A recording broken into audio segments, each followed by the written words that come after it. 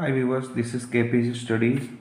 और आज हम लोग पढ़ेंगे लॉ ऑफ केमिकल कॉम्बिनेशन का fifth law, that is Avogadro's law. Avogadro's law is given by Amedeo Avogadro. ये एक साइंटिस्ट थे, इन्होंने ये लॉ को प्रपोज किया था। और इस लॉ का समझने के लिए हम लोग पहले इसका डेफिनेशन राइट डाउन कर लेते हैं। What is an definition of this law? So their definition will be the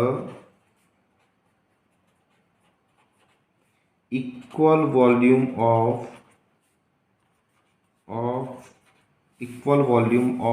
all gases have same number of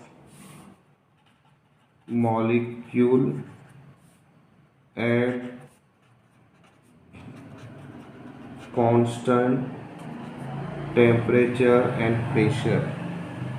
यदि कोई दो इक्वल वॉल्यूम के गैसेस को हम लोग रिएक्ट करवा दें तो उसके अंदर इक्वल वॉल्यूम कहाँ, मतलब यदि दो गैसेस के वॉल्यूम यदि इक्वल होंगे, the equal volume of all gases.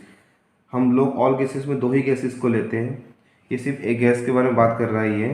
तो यदि हम लोग वॉल्यूम ऑफ दो वॉल्यूम के गैस लेते हैं, दोनों का वॉल्यूम अगर सेम है, अगर दोनों का वॉल्यूम सेम है गैसेस का, तो उसमें रहने वाले नंबर ऑफ मोल्स भी सेम रहेंगे। अगर नंबर ऑफ मोल्स सेम रहेंगे तो अंदर नंबर ऑफ मॉलिक्यूल्स जो है वो भी सेम ही रहेंगे। This is a stated law by Avogadro's law. अगर इक्वल वॉल्यूम के गैस होंगे तो अंदर इक्वल नंबर ऑफ मोल्स होंगे, यदि इक्वल नंबर ऑफ मोल्स होंगे तो इक्वल नंबर ऑफ मॉलिक्यूल्स भी रहेंगे। इसी को ही हम कहेंगे एवोगाड्रोस लॉ। यदि हमें उसको एग्जाम्पल से समझना है तो हम उसको एग्जाम्पल से समझ सकते हैं।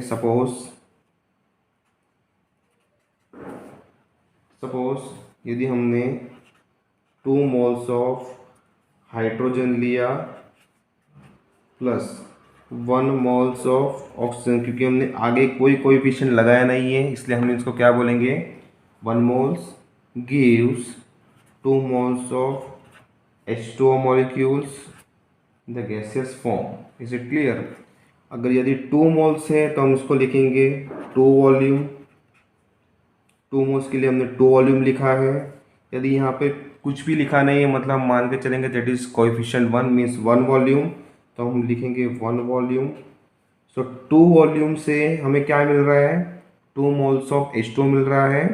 सो 2 वॉल्यूम से हमें 2 moles ऑफ मतलब 2H2O से 2H2O मिल रहा है। तो यहाँ यदि हम लोग 2H2O के लिए 2 वॉल्यूम है तो यहाँ भी 2H2O के लिए हमें 2 वॉल्यूम्स ही रहेगा। Is it clear? ओके।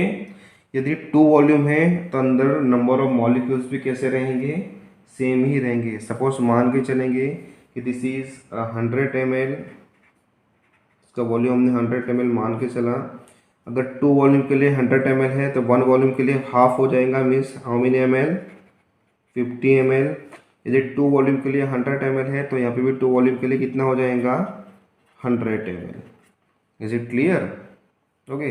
अगर नंबर ऑफ वॉल्यूम्स जितना रहेगा उसमें उसके नंबर ऑफ मोल्स भी उतने रहेंगे, नंबर ऑफ मॉलिक्यूल्स भी उतने ही रहेंगे। सपोज मॉलिक्यूल्स के टर्म्स में लिखना है तो 2 वॉल्यूम्स के लिए हम लोग लिखेंगे 2 मॉलिक्यूल्स। यदि 2 मॉलिक्यूल्स हैं, 1 वॉल्यूम के लिए लिखेंगे हम लोग 1 मॉलिक्यूल्स, और 2 वॉल्यूम के लिए लिखेंगे 2 मॉलिक्यूल्स। अंडरस्टूड? मतलब जितने number of equal volume of gas लेंगे उतने नंबर ऑफ मोल्स रहेंगे, उतने number of equal number of molecules रहेंगे। That is the law of Avogadro's law. यदि हमें इसको इनडायरेक्ट फॉर्म में और लिखना है तो हम ऐसा भी लिख सकते हैं, their volume is volume is directly proportional to number of moles, मतलब जितना वॉल्यूम ऑफ गैस रहेगा उतने ही उसके अंदर directly proportional to number of moles of gas रहेंगे। अगर उतने number of moles of gas रहेंगे तो उसके directly proportional to number of molecules रहेंगे। That is the law of Avogadro's law. इसी को हम लोग एक प्रॉब्लम से भी कैलकुलेट कर सकते हैं। सपोज एक प्रॉब्लम अगर हमें कैलकुलेट करना है, problem is what, calculate the volume of oxygen required for the complete combustion the complete combustions of 0.25 decimeter cube of methane at standard temperature and pressure। क्या बोला है उन्होंने, calculate the volume of oxygen required for the complete combustions of 0.25 decimetre cube of methane, मतलब 0.25 decimetre cube methane को combustion करने के लिए हमें कितना ऑक्सीजन का रिक्वायरमेंट होगा। तो हम कैसे कैलकुलेट करेंगे इसको, यदि हमें इसको कैलकुलेट करना है तो हमें पता है कैलकुलेट करने के लिए पहले हम क्या करेंगे, एक रिएक्शन राइट डाउन कर लेंगे, रिएक्शन से इजी हो जाएगा आंसर फाइंड करने के लिए। तो हमें पता है कंबशन का रिएक्शन क्या होगा, तो कंबशन का रिएक्शन है methane, that is in the methane always in the form of gases form, react with 2 moles of oxygen in the form of gases form, gives carbon dioxide in the form of gaseous form plus 2 moles of H2O in the form of gaseous form. This is the complete combustion reactions, means methane react with oxygens gives carbon dioxide plus water. Is it clear? So now here यहाँ पे कोई भी coefficient नहीं दिया है तो हम मान के चलेंगे this is a one volume. Is it clear? यहाँ पे 2 लिखा है मीन्स तो मान के चलेंगे this is 2 volume. Okay, 1 volume से हमें 1 वॉल्यूम मिल रहा है तो हम लिखेंगे 1 वॉल्यूम, और यहाँ पे 2 वॉल्यूम्स, यहाँ पे भी 2 वॉल्यूम्स लिखा है तो 2 वॉल्यूम्स हमें क्या लिख सकते हैं यहाँ पे 2 volumes. Is it clear? Now अगर हमें पता है कि 1 volume of methane required 1 volume of methane required 1 volume of methane required कितना वॉल्यूम ऑफ ऑक्सीजन लग रहा है कंबशन करने के लिए, 2 volume of oxygen for combustion.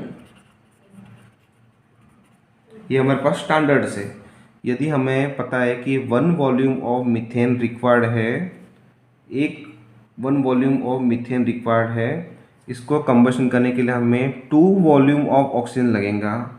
यदि हमें जो कंडीशन दिया है वो कंडीशन कौन सा है, यदि 0.25 डेसीमीटर क्यूब ऑफ मीथेन को अगर कंबशन करने के लिए हमें कितना ऑक्सीजन लगेगा, तो हम क्रॉस मल्टीप्लाई कर सकते हैं।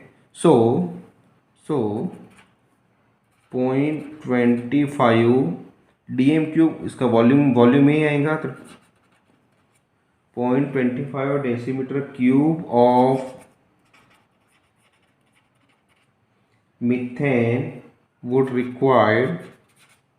would require how many oxygens, इतने मीथेन को रिक्वायर करने के लिए कितना ऑक्सीजन लगेगा। Is it clear? तो हम कैसे कैलकुलेट करेंगे, that is your for cross multiplication, तो क्रॉस मल्टीप्लिकेशन करो।